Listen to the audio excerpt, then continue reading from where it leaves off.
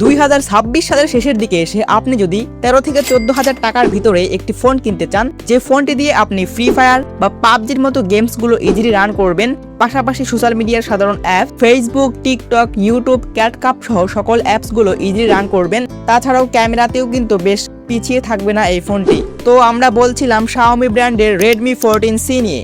এই ফোনটিকে এক কথায় অলরাউন্ডার বলা যায়। তো চলুন দেখে নেই এই ফোনের ভিতরে আমরা কি ফিচার অ্যান্ড স্পেসিফিকেশন পাচ্ছি। প্রথমত আমরা কথা বলবো ফোনটির ডিজাইন অ্যান্ড বিল্ড কোয়ালিটি নিয়ে।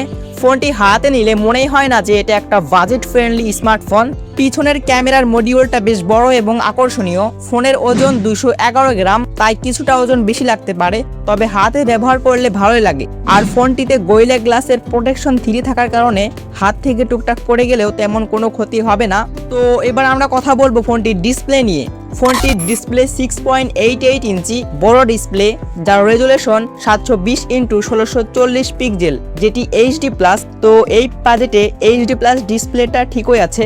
আর হ্যাঁ, ডিসপ্লেতে প্রায় 120 হার্জ হাই রিফ্রেশ রেট রয়েছে, যার ফলে স্ক্রলিং করে এবং গেমিং করেও কমফোর্টেবল ফিল হয়। তো এবার আমরা কথা বলতে যাচ্ছি ফোনটির পারফরমেন্স নিয়ে।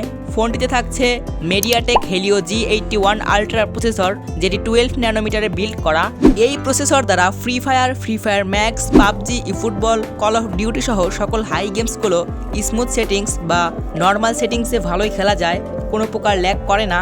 বা খুব হাই লেভেলের বা আলট্রা সেটিংসে গেমিং করলে মাঝে মাঝে ফ্রেম ড্রপ বা ল্যাগ করতে পারে। আর নর্মাল যে গেমসগুলো রয়েছে সেই গেমসগুলো এই ফোনটি দ্বারা পানের মতোই রান করা যাবে।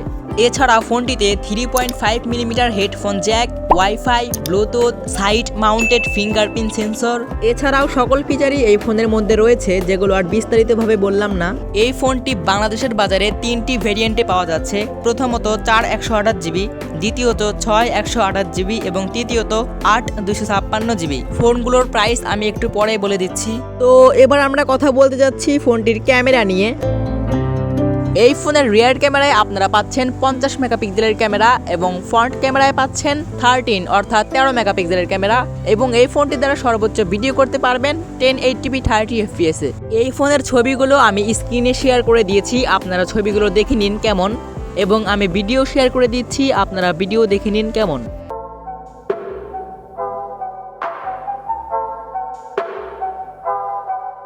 তো বন্ধুরা, এবার যদি আমরা ফোনটির ব্যাটারি নিয়ে কথা বলি।